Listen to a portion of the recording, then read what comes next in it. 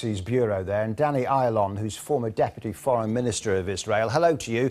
Have you given up on the talks? Is there any plan for Israel to go back to Cairo?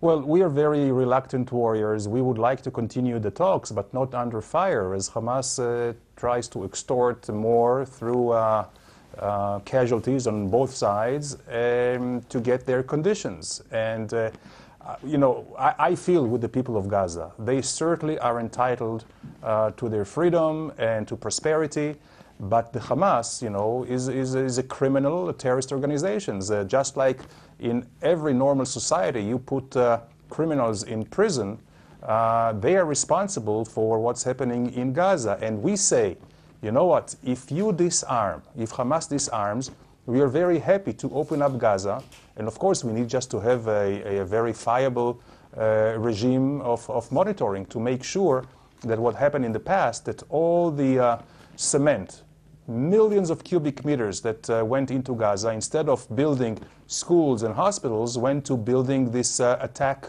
tunnels.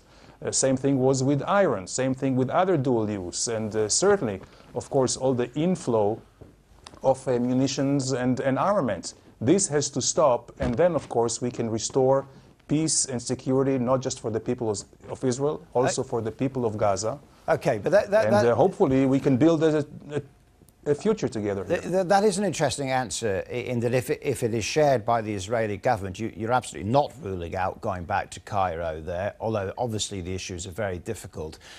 So let's assume that everybody does get back around the table, or proximity talks, or whatever you want to call them. Hamas, of course, is calling for an end to the blockade. Is there any sort of movement that can be made in that respect?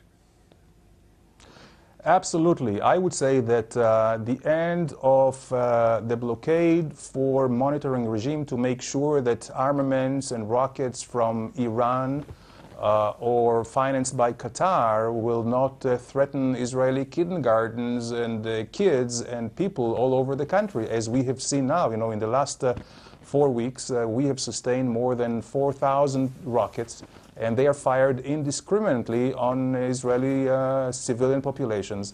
They, of course, doing it from civilian populations in Gaza, using population in Gaza as human shield. So this is why we are very, very restrained. This is why we didn't take over Gaza in a very massive ground attack.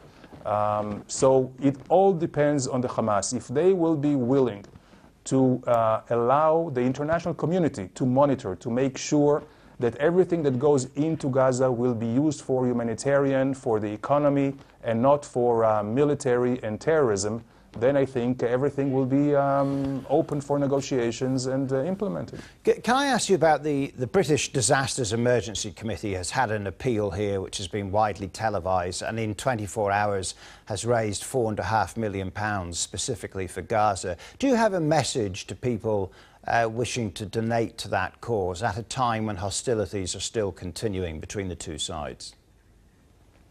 Sure, I would welcome very much any donation, any humanitarian support, but just make sure that this money goes to the people and doesn't go to the Hamas, goes to the right causes, to the just causes, and not to terrorism. And I think then that would be a very, very good message for everyone, because what we see here, and you have just reported about the American attacks against ISIS and Al-Qaeda in Iraq.